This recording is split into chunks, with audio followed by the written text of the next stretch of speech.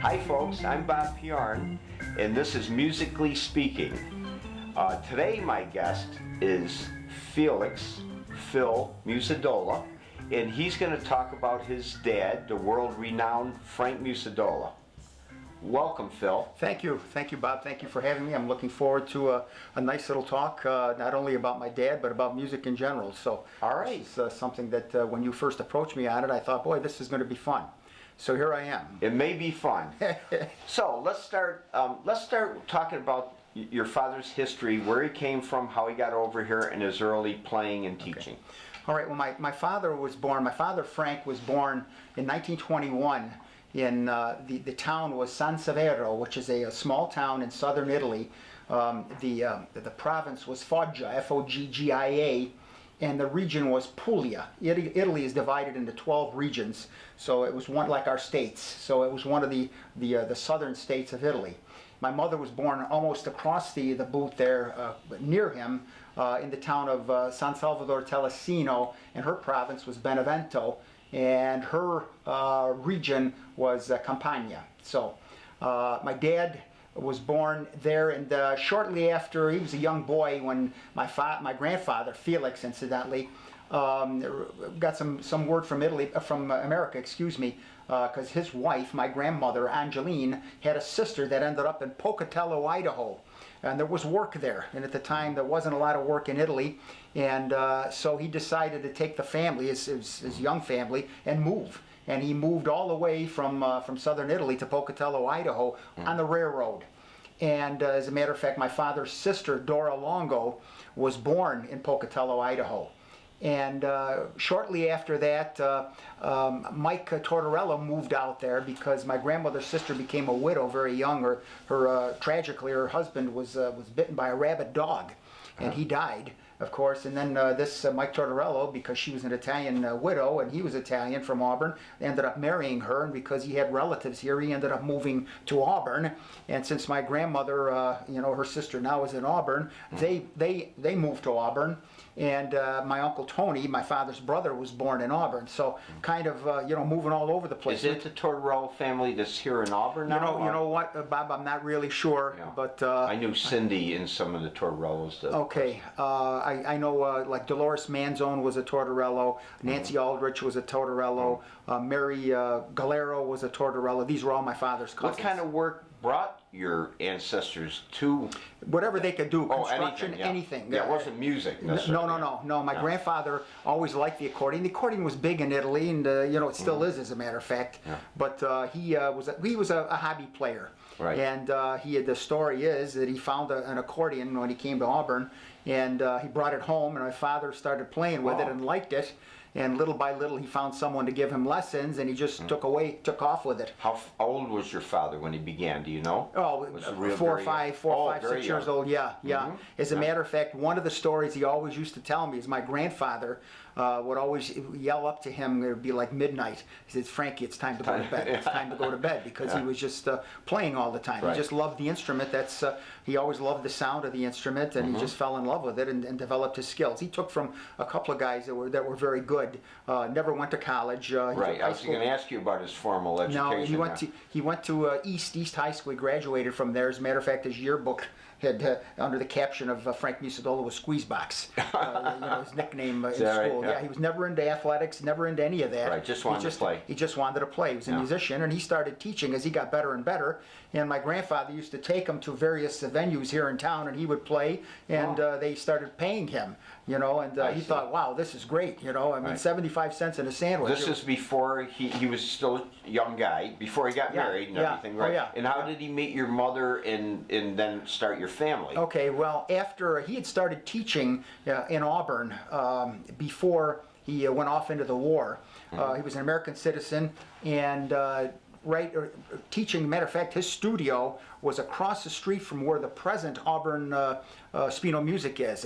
It's the building now that it's all renovated, where across from Dunkin' Donuts. Right. That building, he had a studio in there, and I have some music that's. You mean where Dunkin' Donuts is now? across from it. Across from it, there's a parking lot and then a building that was renovated. Oh, I that see. building right there was where he had a studio. I see. So he had a number of students, and then the war broke out, and he was drafted into the American Army, and he was called out of the line because he had been born in Italy. They said, "Listen, we're at war with Italy right now, and would you be willing to to fight for America, even if it meant fighting against your own relatives?" And he said yes. Oh, they gave him the option. Oh yeah, they gave him because he was an Italian. He'd been born in Italy, and of course Italy ended up switching. He became allied to us, but in the beginning they were part of the other group there. The Axis, yeah.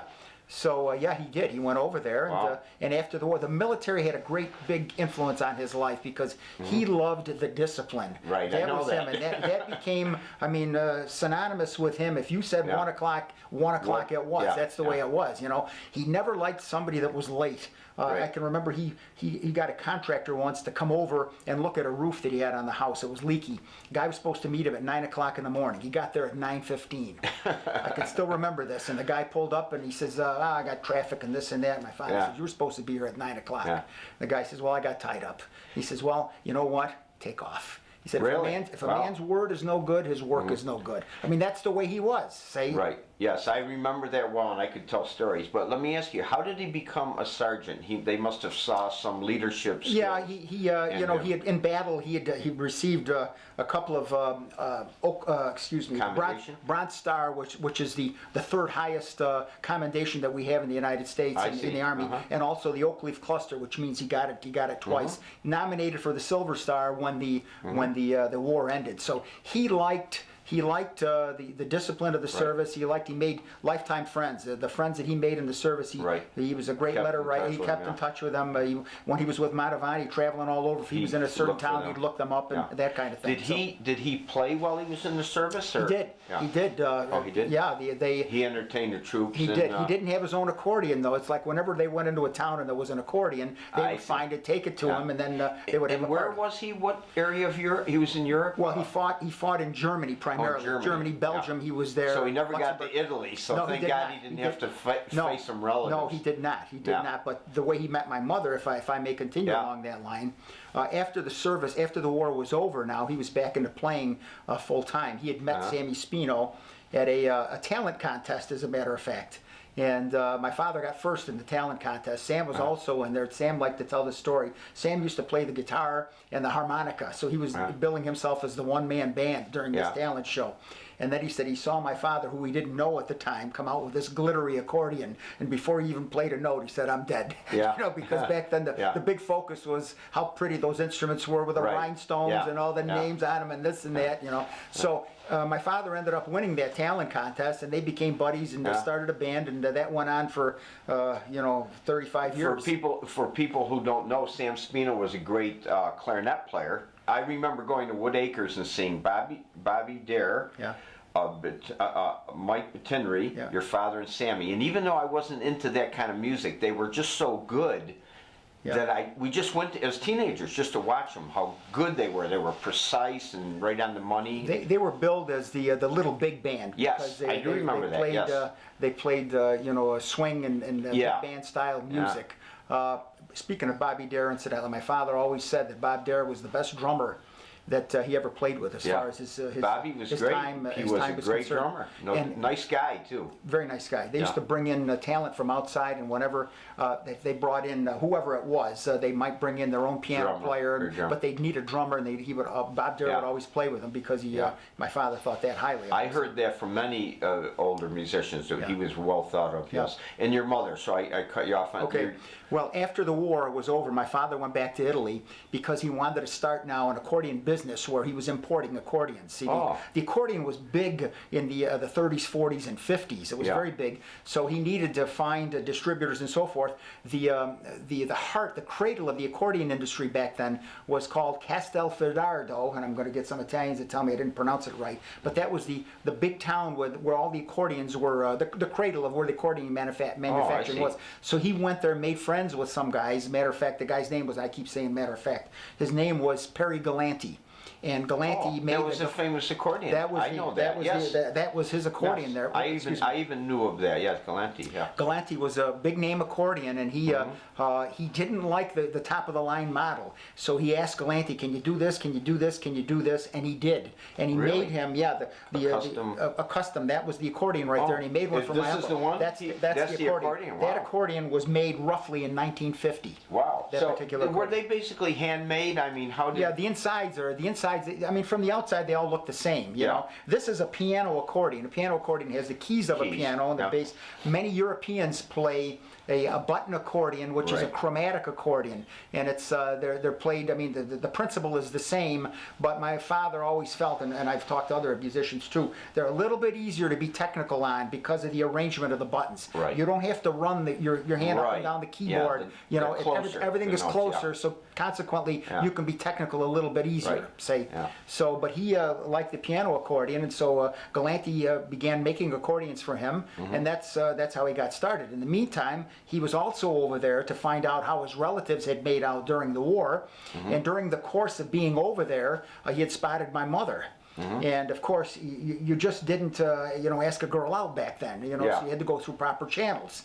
And he got a haircut the night before, and it must have been dark because the next morning he got up and he had all kinds of blotches in his hair. So he went over and he reprimanded the barber, put it mildly. And in the meantime, he sees my mother, he wants to meet her, and he gets the word out, and they said, okay, you've got to meet the family first. So is this in his hometown? No, this is in San Salvador, Telecino. This is my mother's hometown. Oh, I see. Okay. So they go over there, and the night of the meeting, he goes in to meet my mother's family and so forth, and at the head of the table is the barber that he had reprimanded. See, so he figured, oh boy, I'm dead. The barber was a good-hearted guy. My grandfather, Arduino was his name, Arduino Coppola. And he sent one of the boys there to go down into the basement and bring the wine bottle up. Instead of the wine, they brought up the bad stuff, which was near vinegar. Yeah. And he poured it. My father drank it right away. He says, I almost gagged on it. But they didn't want to upset my grandfather, so he filled it up right away. My grandfather, another one. He said, drink, he said. So he drank it, put the glass upside down, and he almost threw up. He told me, he said it was that bad. But he made a good impression, and they agreed that he was going to be able to start courting my mother. And after he left, my grandfather said they told everybody those Americans will drink anything, because it was terrible. You couldn't drink it. Did he marry your mother in Italy? Yeah, he married her. Okay, he married in Italy, and then they came here. Like in what year? 1948, they came here. 48. Yeah, 48. Right, 40, okay. And here's my mother now, who spoke not a word of English. My father was bilingual; he could speak Italian he had been here, and English. But moved in with her in-laws, who she had never met. And then my uncle was there, my aunt was there. They were all married. Everybody was living in the same house, and kids running around.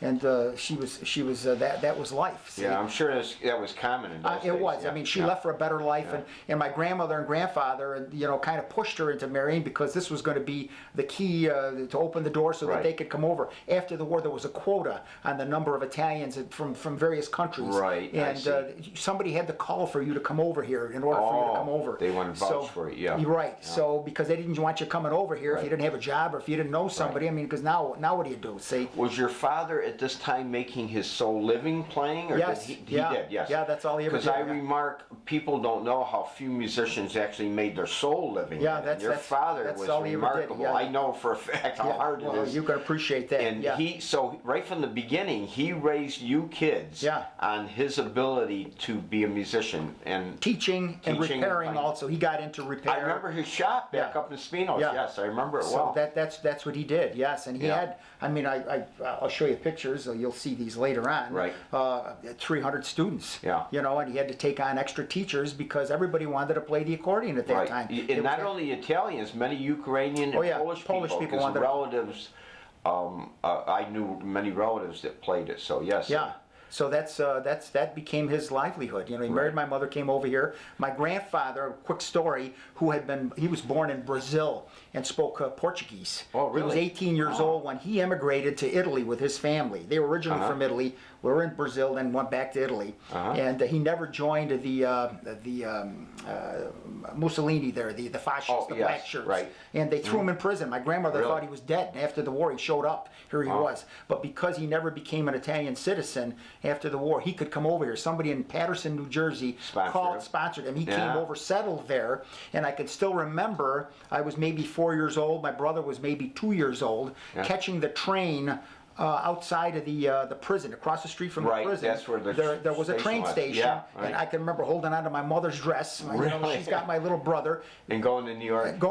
Switching Station some, or whatever it was. Whatever. How we did it, and ending up in Paterson because she wanted to see her father. Eventually, my aunt, my grandmother, and my uncle, they came over. Still, they lived in New Jersey, and eventually came up here. Yeah. So, okay, in those early years, late 40s, early 50s, you said he taught at a building across from Round Music or Spino. Right. When did he move into what became Round Music? You know, I don't have the exact date, but I remember that when he moved there, he got some friends of his, carpenters, to because it was just an empty room upstairs. Right. And they designed it the way he wanted it, with a showcase for the instruments. I remember the difference. He had 4 studios, or maybe even 5 in his office. Waiting room, an office, and a showcase for the instruments, and they were filled. And then he had extra accordions up on top, and in the back room. I mean, he stocked accordions because everybody wanted to play. He couldn't keep them on the shelf. Yeah. And he would go to New York almost weekly. He picked the right instrument at the right time. At that time. Probably that's what happened to me. I happened to pick guitar and Dick Howard on drums. You have to be at the right place, the right time for your instrument. But at this time, so he's teaching, we're getting into the early 50s, he starts playing.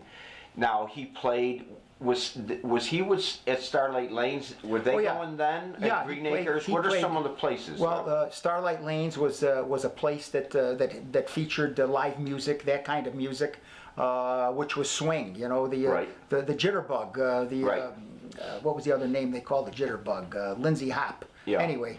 The Wood Acres was another place, Green Acres, the Auburn End. These are all places that featured live music. And I heard about the Belvedere being big. Do you remember him talking about? Belvedere was where they had jam sessions on Sundays. Right. You know, because everybody else was playing Fridays and Saturdays. On Sundays, the musicians would meet there on a Sunday afternoon, and they would just play. I mean, the young guys would have an opportunity to play with more advanced musicians, and you learned how to play. You know, Tell us about some of the stars that came in. People may not know this early on at Starlight. Some of the people your dad accompanied. Yeah, well, he brought Andy Williams in, who was just on the rise then. As a matter of fact, he stayed at our house. Really? Yeah, for a couple of nights when he played here at concert. He brought in some big name accordion players too. Right. Charles Magnanti was one of the giants of the accordion. He brought him in for a concert. Mario Taki brought in later on, but he also brought in big bands. Duke Ellington, Count Basie. Right. They played at the Lake, or he brought them in for concerts? He brought them in. They were at Auburn High. They played at Auburn High in the gym there. I see, In the late 60s, early 70s, he was promoting concerts. Right. Started doing that. So now we're into the 50s, and of course he's got, let's see, 4 kids. 4 kids, sister is I have 2 brothers and a sister, Right, and he's raising his family on his musical ability. Correct. He's out playing many nights. Did he, in that era, was he playing 6 nights a week? Sometime, remember, we'd play 1 night a week, and then 6 nights a week, and then 2. Yeah. No, he was going every night. Every night, 6 nights a week. Sunday was the only day that he would take off. We'd go to church. He'd give us a music lesson on Sunday, and then we'd do something in the afternoon as a family. That was the routine. Right. And you know, God forbid you didn't know your lesson, because he was not too happy if you didn't know it. You know, so. And you were out on State Street Road then? State He Street had Road, bought that house early on then? Well, that house was built by my grandfather and my uncle while they were living. Oh, that's right, the Mucedola. Yeah, while they were living in the house next door. And my grandfather was not a contractor. He was not a house builder, but the house still stands. You know, he somehow you know, railroad rails that he got. Right, whatever worked. Whatever worked, and the house is sitting on top of that. Yeah, and it's still there. It's still there. Yeah, as a matter of fact, one of my sons just bought it. Did he really? Oh, that's nice to keep it in the family. So we get up into about the 70s. Let's talk about, while he's teaching full-time, he's got hundreds of students, he's playing a lot.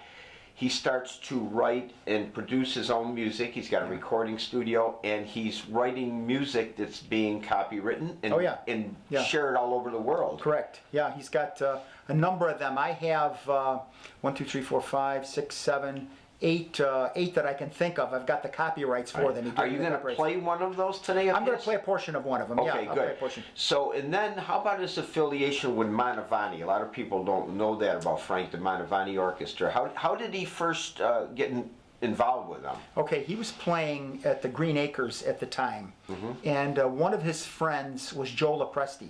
Yeah, Joe great sax Lopresti player. Great was sax player. was a sax and clarinet player, and he had been in the official Army band. I mean, he was no slouch. He Yeah. could play. Yeah. And one of the contacts that he had made during that time was Sam Fricano.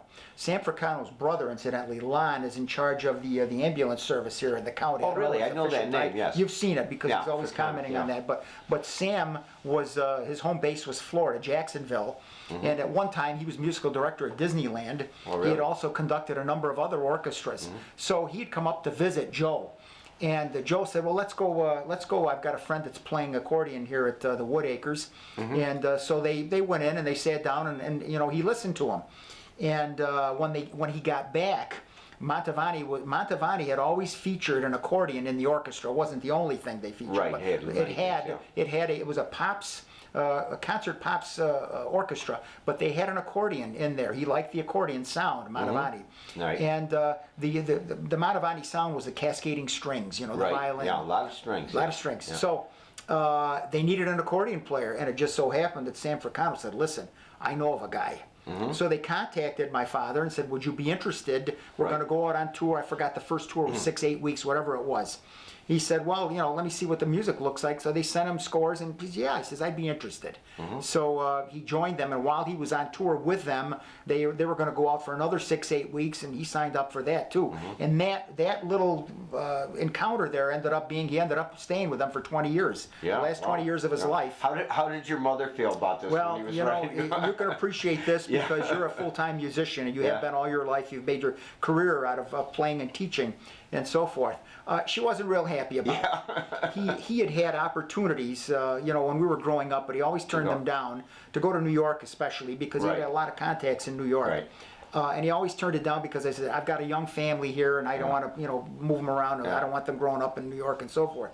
So when he got into he was about 63 when he joined Mantovani, and he would take off. And at first, you know, 6 weeks is one thing, 8 weeks is something else. I see, But then yeah. it became a very lengthy Long, yeah. spring tour and always a fall tour. Yeah. I can remember taking him to the train station in Syracuse on the end of summer, Labor Day, and then picking him up on Christmas Eve. Wow. You know, so those are Yeah. long tours, and he played every state in the continental United States. Really? And he went to Europe and Oh yeah, Japan? and Japan. all- He yeah. went to 6 times. He spent Really? six Yeah.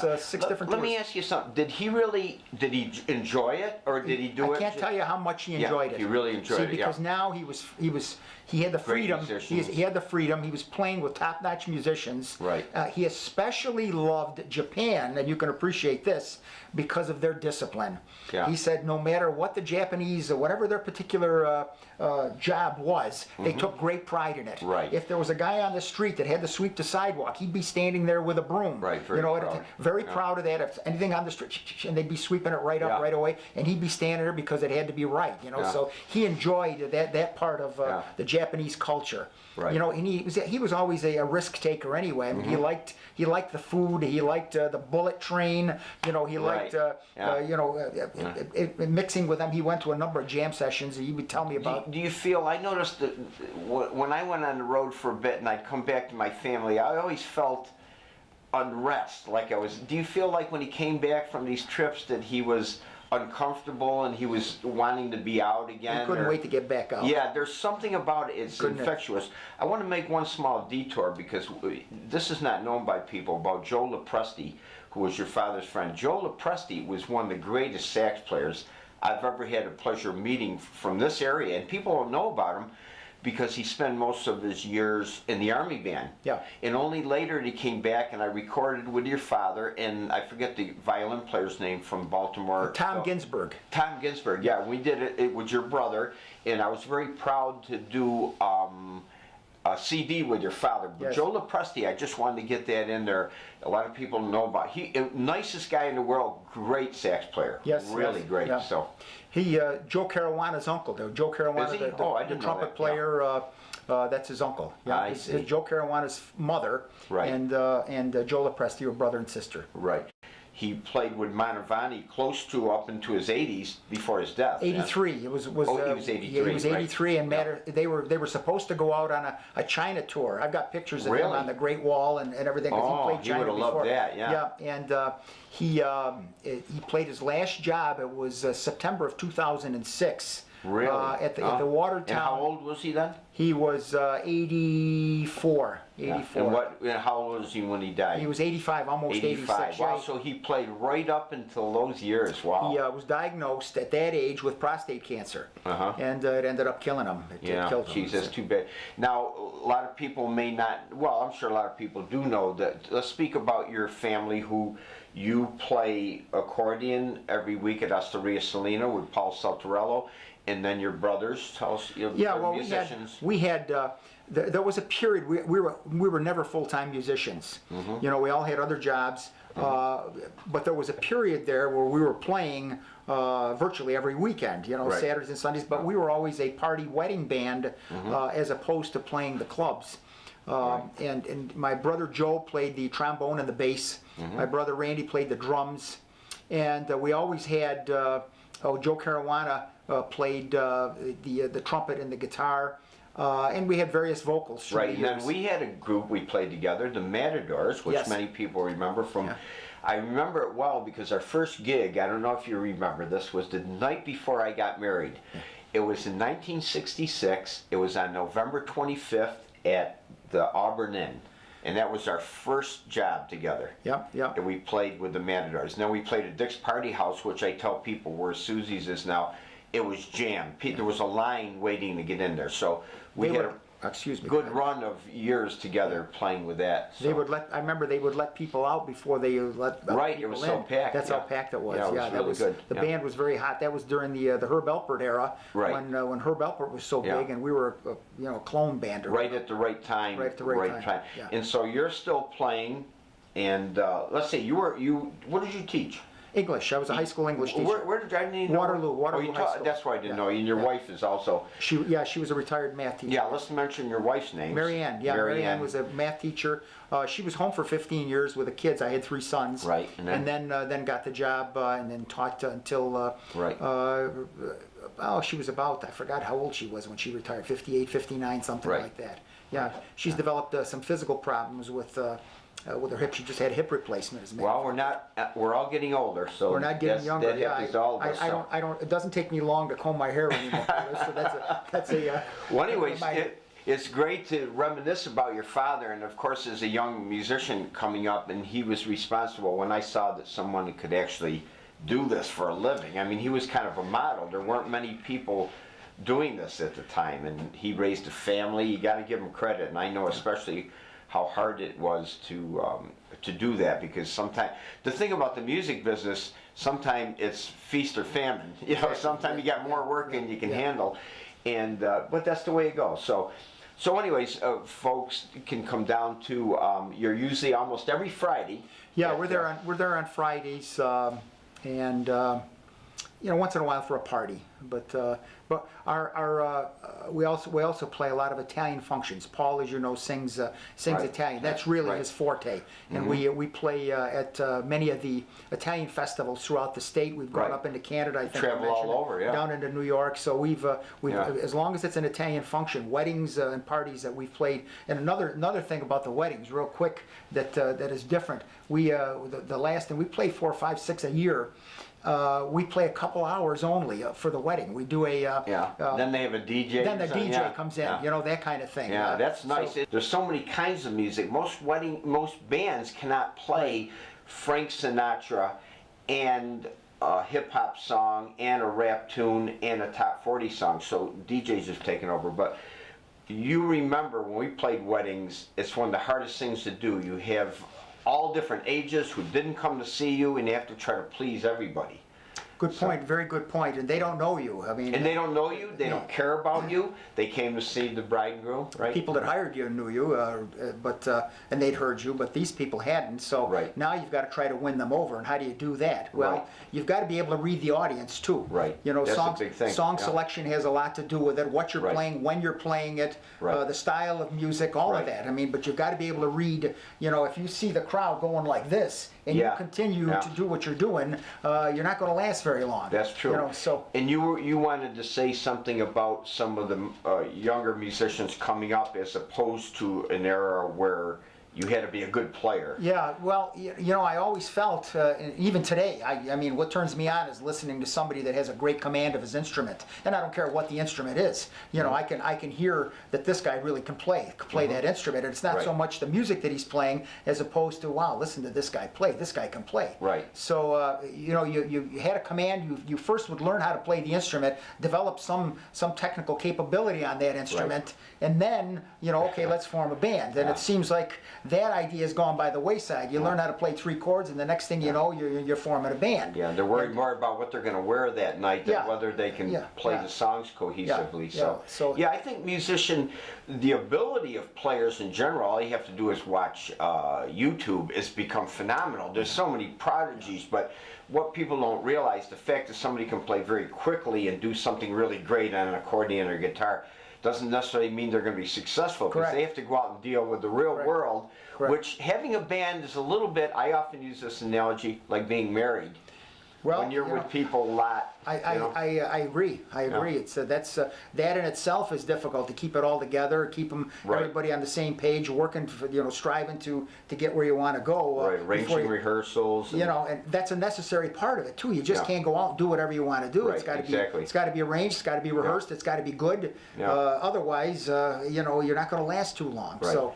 Anything else come to mind in that realm of? Only that you know, if you want to get better, you have to practice. Yes, I think that's the key thing of all. There's no substitute Yeah. for practice, and unless you practice, you'll never Right. get better. You know, Right. you may get to a certain level, but if you want to get beyond that level, you have to practice. Every time one of my students comes in and said, Bob, blah blah blah, this, practice. Practice. I says, Yeah. I can't tell you anymore. Yeah. That's what this is about. It's like an athlete. You have to do something over and over. till Correct you- repetition. Right, over and There's just over. no shortcuts. I mean, Yeah. you don't like to play scales, well, you've got to learn those scales. Right. You know, you got to learn those chords. You Yes. have to. I agree If you wholeheartedly. don't, you know. You got to be willing to pay the price, and that means many hours sitting on your butt That's doing right. That's the right. stuff. I agree with you That's right. wholeheartedly. So You especially, you Yeah. can appreciate that. yeah, definitely. Okay, I'm going to play a number of selections here, portions of a number of selections, a little medley of songs. The first one is a song that was written by my father, Frank Mucedola. It's entitled "The Reflections of Italy," and I'm going to play it on his accordion. This is a custom-made Galanti accordion that he had constructed roughly around 1950. This is a piano accordion, full-sized, 41 keys in the right hand, 120 bass buttons in the left hand. Okay, so bear with me and let's see what happens here.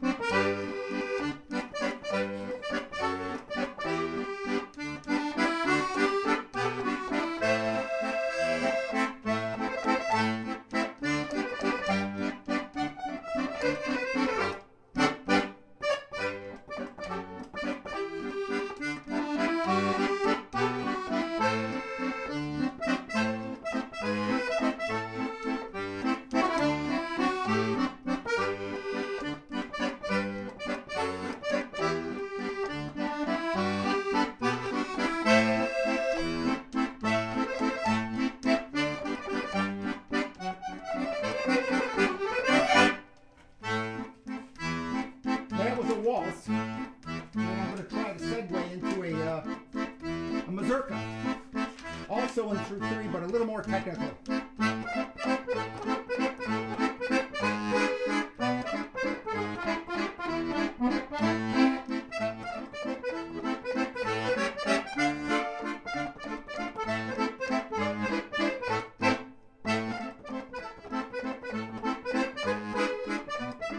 Thank you.